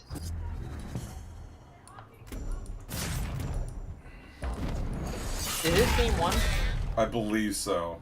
Give me 1 second here. I'm getting the hands fixed. Alright, well, I think he already killed him. Just make no. Finally, I can just switch between what do you call them? Scenes now in OBS. Lil has taken the first map, or second, or maybe third. Right, so let's go ahead and switch back over. See here. See, what is your match history, sir? That's a 2-0 over Lark. So we're gonna have Min-Maxer Lilz 7. I believe that's who he faced when he won the first time. So we'll have that game coming up here in just a quick moment, I would assume. So these are two. Both these players are two very good players. Lilz 7 has been far up there in a lot of tournaments. You know, he's played in a few of our tournaments. We've seen him. You know, you've seen the DWC. He's played very well in those tournaments. So I'm expecting a really good grand final here. And Intellect Present, congrats on winning a classic orb set. Hey, congrats, man. Congrats. He deserves it. He does a lot for the community. I don't know if you guys know him around. He does a lot. So. But yeah, so let's see here. It looks like Lilz 7 is just getting he's back online. Currently waiting on Min-Maxer. Probably just taking a short little break. But excuse me. Everyone screams rigged in the chat. As soon you could win and you still scream rigged. They did they were doing like a giveaway for the crew at DreamHack this past weekend, and of course, like as soon as someone from that was one of the managers, I too was yelling rigged. Of course, jokingly, of course, but it's just oh no, of course. I think one of the people's. That's every tournament, no matter where, no matter what community you're in. Everyone's always screaming rigged at the winner every time.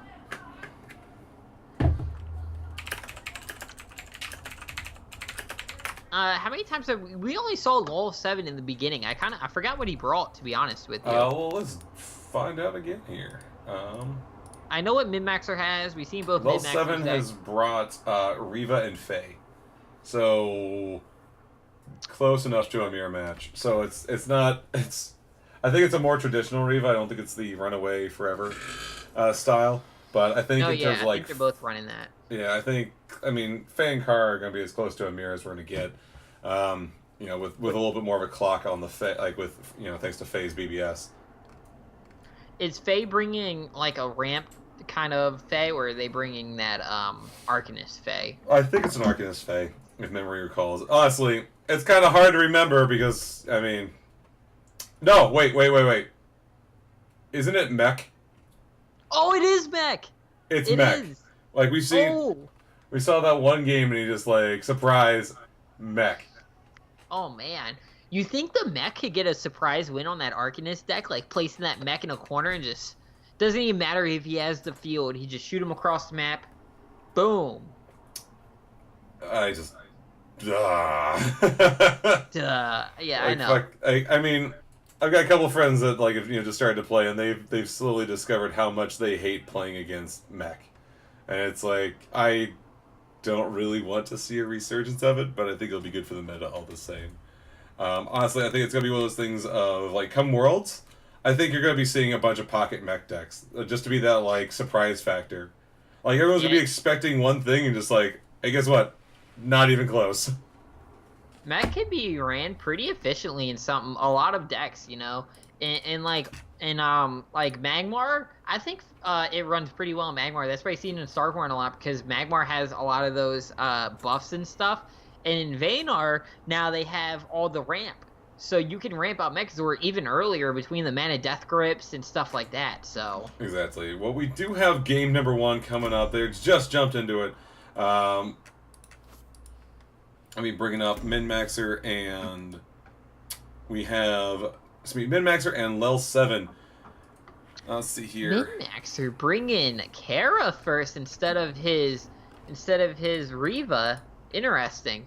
I thought we were going to see the Mirror Riva for match 1. Really? Honestly, I am surprised that, like, I am surprised that he didn't lead with it. I think I was kind of expecting the same thing of I think I was expecting the same thing that Lilz 7 was. I think he's hoping for the mirror match. I also like this a lot. Just like, no, screw your mana.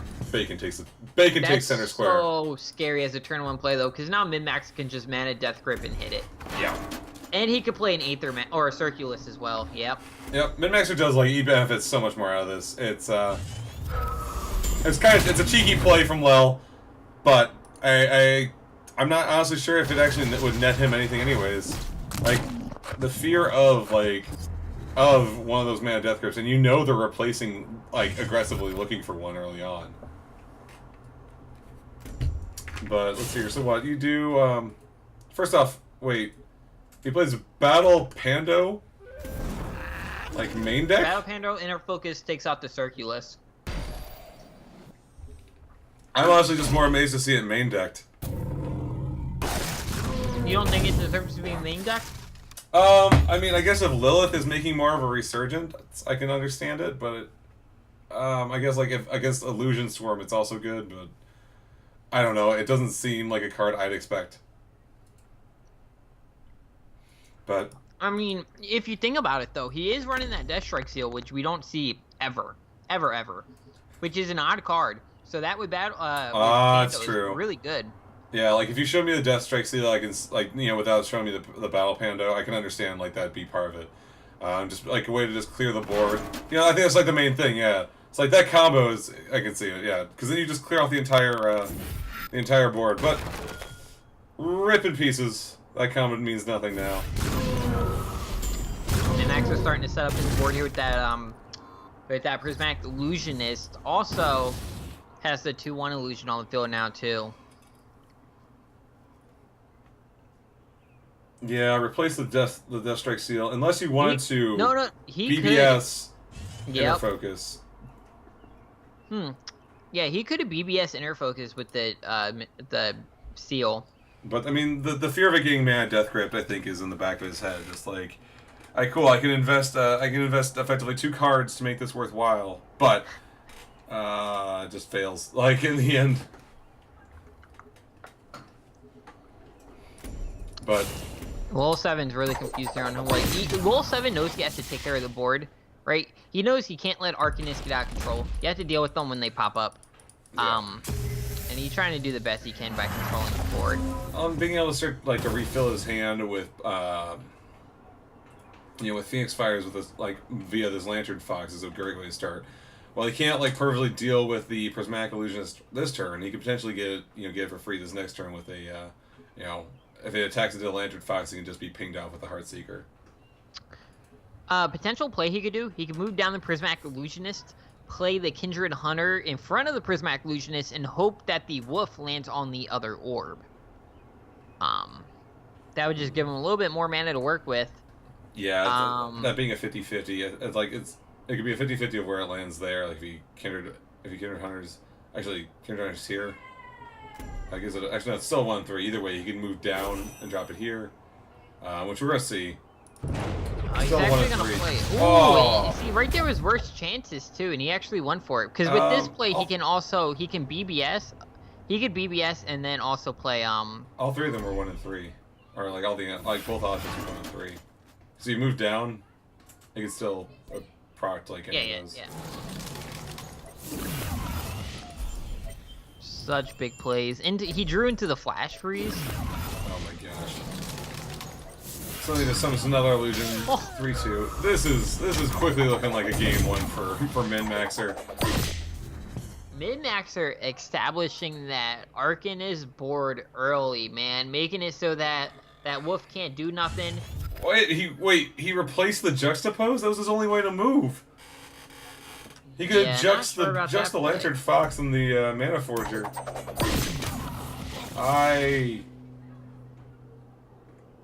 What? I don't know why he did that. I think he panicked a little there and just instant replace. Didn't think about his plays. Is this 11 puts him to 8. Yeah, it's game. That is game 1 for Min-Maxer. Well played. That early W, man. He established that really good board, and he got really lucky, and he got that second orb. Yeah, I think that was really well done. I think even if he hadn't replaced that Juxtapose, I think honestly, with that board state at that point, there's no way he'd have to have enfeeble, enfeeble combos just to clear that board and try. No, I'm thinking he was Fae. How do you don't come back from that as as Riva there? You don't have a way to deal with to combat that board. So, do you think we're gonna see the Riva mirror, or do you think we are going to see? I think it's Riva. Yeah, we are seeing the Riva mirror. I was going to expect that as well. Like I said at the first game, I think Lil 7 was expecting the Riva first and thinks he has a favorable matchup against it. Let's see if I'm right. I just replaced this properly. Should be like this, I think. Setting up those hands. Yes, I think so. I'm trying to get this right. But no, I think that was his thought process there. Because I mean, like you said, when you think Min-Maxer, you're thinking Songhai main, and so I can understand that all right, to assume that he's going to play Riva first. I think that's the main. I think that was the understanding. Personally, I don't think it. There's any real upset that's going to make this superior to what Min-Maxer's bringing. I think he's just hoping for kind of better draws. Yeah, I think that's what this game's going to rely on. Who gets the better draws? The inner focus would have been great, but I mean, he can look to do the same thing with this Battle Pando. Oh no, it costs 1. I mean, he could still done. He can move forward, but instead, this Chakra Avatar is going to potentially be seeing some quick buffs. Yeah, you need to replace that one of those Sojourners. Yeah. Ooh, Phoenix Fire is nice too. Now, see, the thing is, he wants to make sure that the Chakra doesn't die by the Pando. So he might have to. No, because if he does if he Sojourners. What if you go? Actually, what if you move up? Focus. What if you move up? You play the Sojourner on the mana tile, the top one. You inner focus it. No, never mind. Never mind. That still doesn't leave you enough mana to do anything.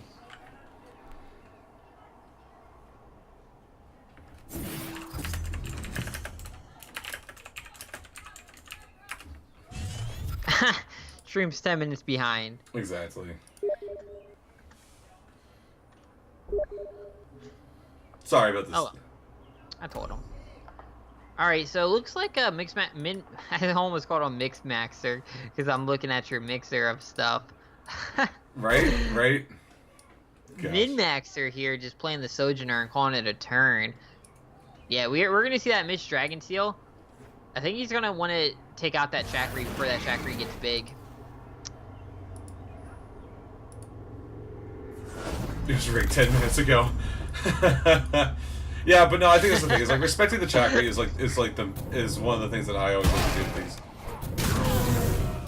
And just being able to, like, I actually like this too. Like dropping a Spelljammer is like, it seems weird to play that, like to give another Songhai player cards, but because there's a Sojourner on board, there's definite fear of it getting abused. Yeah, Spelljammer also has a decent body. Not about the draw, but like not Sojourner. Spelljammer itself has a big body. In the Riva Mirror, it's so hard to keep track on who has what. Yeah, honestly, I mean, the double they're like just like diagonal right now. Yeah. Let's see what the magical draw gets them. Come on, RNG Jesus. Another Spelljammer. Oh my god. Unfortunately for him, he doesn't really have much of a cleanup here. I mean, if he does, it's going to be sloppy, and he's going to waste a lot of cards doing it. He could play the Cara into the Inner Focus, which I think it would be his best play. I think with that, you even go after you Katara, and then look to add the damage to your general as well. Yeah, and I think with that, you want to take out the Battle Pando instead. Yeah. Because you can one-hit the Battle Pando. Oh, really? Because it Inner Focus and Phoenix Fires. Okay. This makes sense because with this he's able to Phoenix Fire that and kill off the Spelljammer. Yeah, this still leaves him with a bit of card draw on board potentially. And he's got the Arcane Heart to follow it up. I mean, but Min-Maxer now has a 1/2 on board and a 1/1, which isn't very strong. Level 7 has to get something developed here on the field. He could play a Lantern Fox into a Inner Focus and just like milk that 1/1 for like a Phoenix Fire. Yeah. Also taking out the Katara. I like that a lot. Or he could play and take out the Heartseeker instead, which would might be better. That's what I thought you meant by the 1/1. Having the Heartseeker gone, I think is going to be a much better thing here. Yeah, definitely. Actually, looking to use the Saber Spine Tiger, take care of the 1/1. I think that's also a decent play. I think. It's not really a good way to go about this. He's trying to figure out how to get the. He's trying to see if there's a way to get the mana orb as well.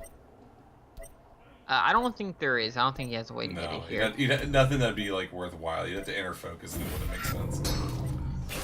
But developing this Katara behind Min-Maxer, still putting the pressure on, forcing a response here, but we do see a perfect clear coming out.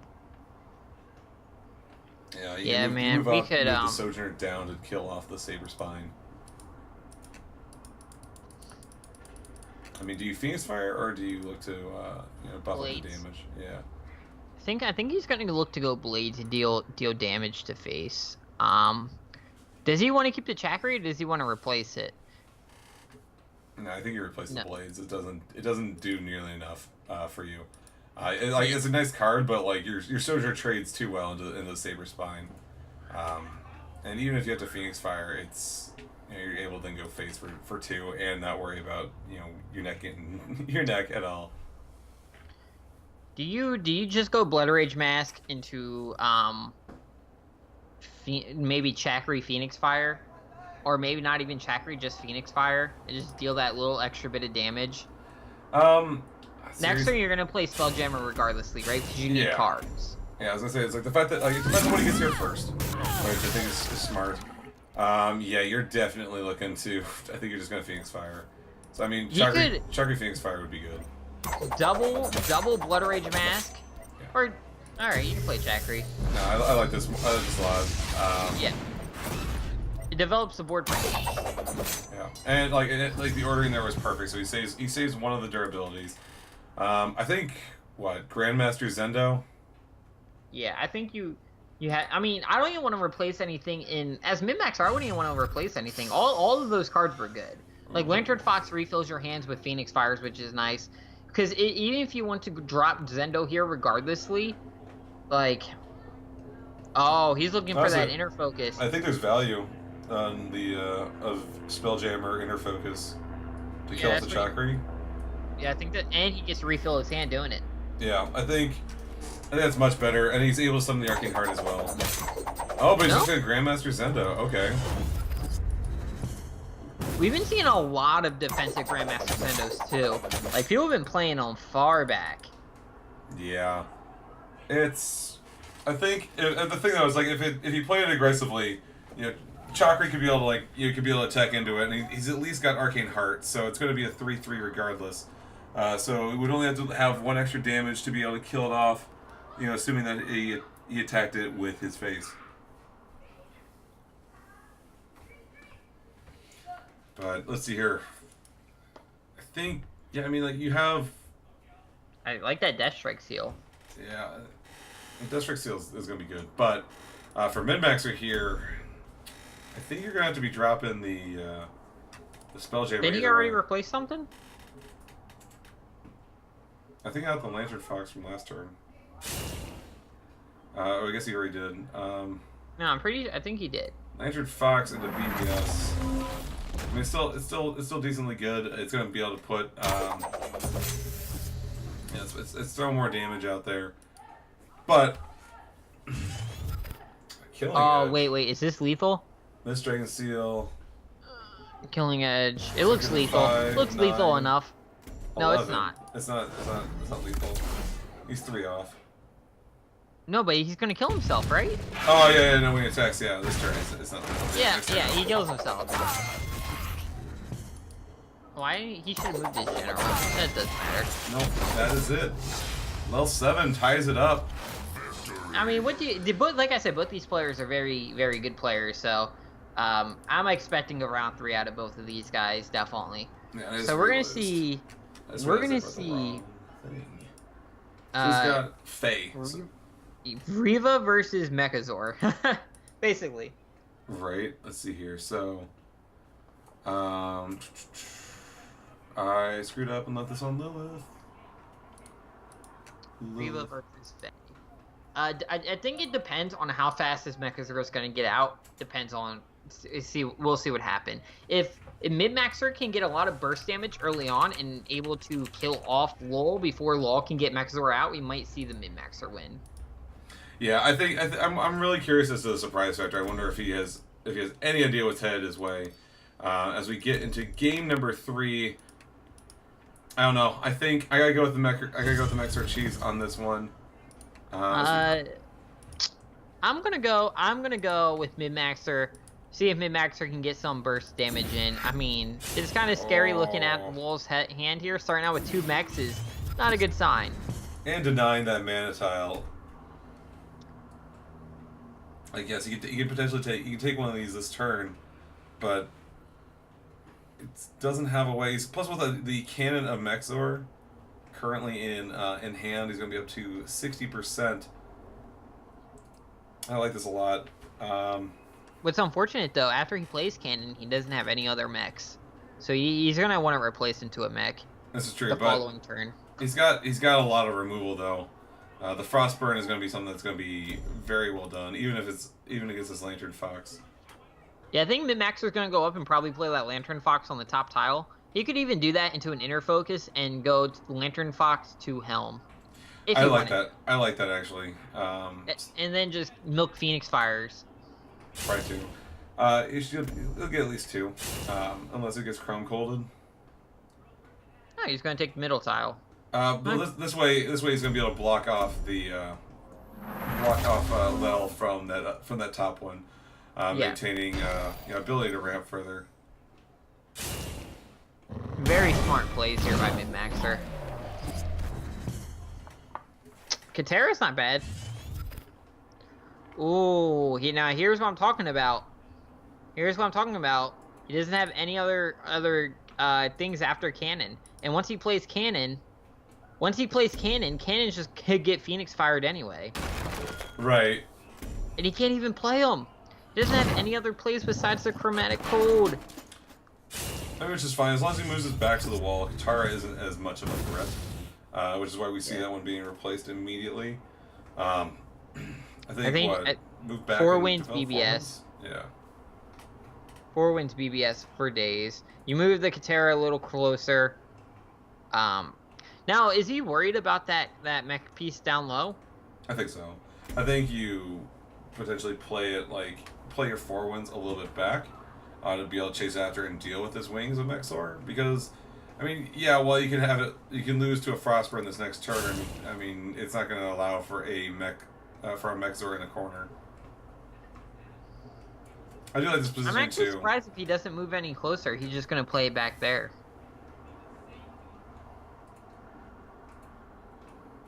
I feel like Lilz using that Wings of Mech as like just diversion. Mm-hmm. I mean, because it does require it. I mean, you have to be wary of, just like, what am I going to do if this Mexor does get put in the corner? Yeah, no, that's what I thought he was going to do. He's playing aggressive. He knows he has to beat Lil before Lil gets out Mechazor. Like, he just has to. He has to go face.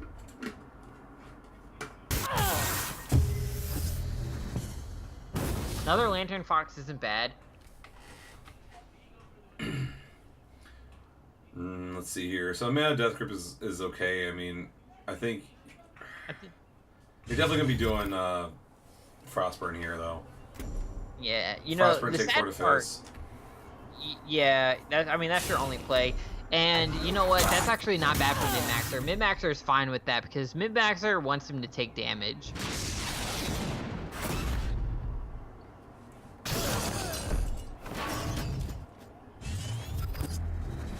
Dancing Blade's actually a really strong card for Lilz too. That's like if Min-Maxer plays Lantern Fox, that's a clean answer.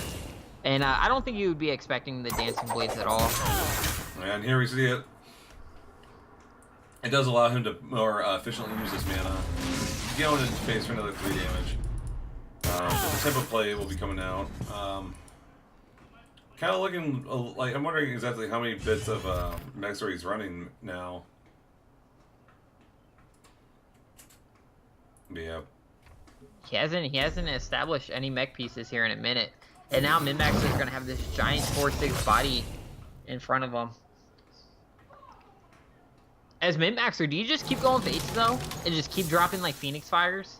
I think so. I mean, you're on 6 mana this turn, so you could drop a 4 wins down low and then move up, go face, and drop Phoenix, and then drop a Phoenix Fighter as well. Yeah, I think you just need to go as face as possible. Even he might want to move up, play the 4 wins directly to his top left. He'll be able to get hit by both the general and the wings though, but then the general is also taking more damage.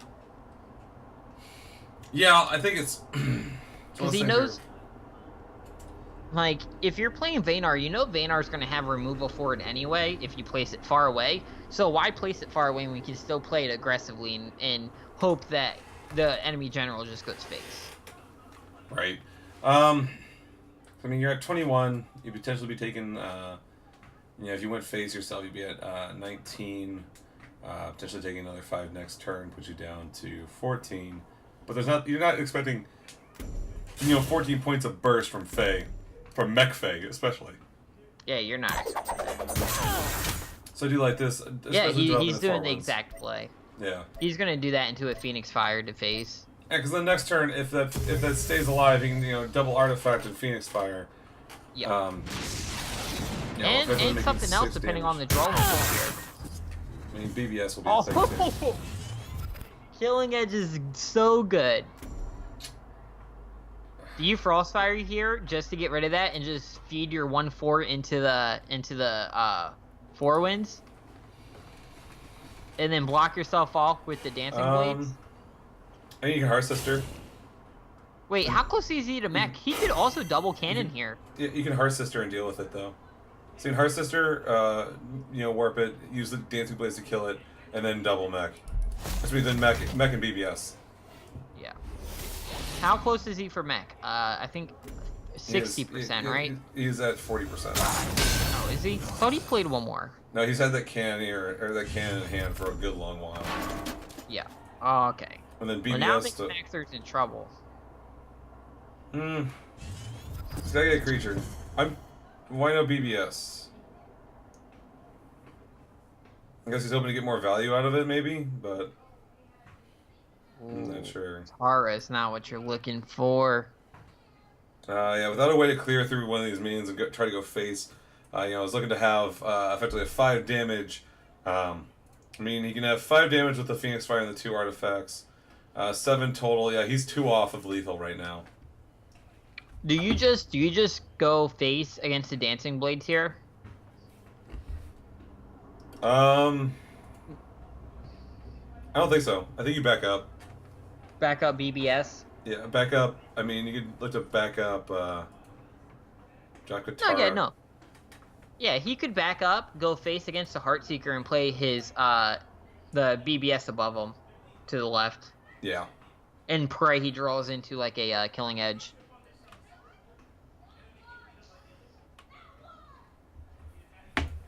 Both these players thinking about all their moves, man. Only one spot though. I'm curious about that, but I don't think he wants to get too far from Faye. Yeah, but the Heartseeker though is gonna get taken care of with the cannon. Oh man.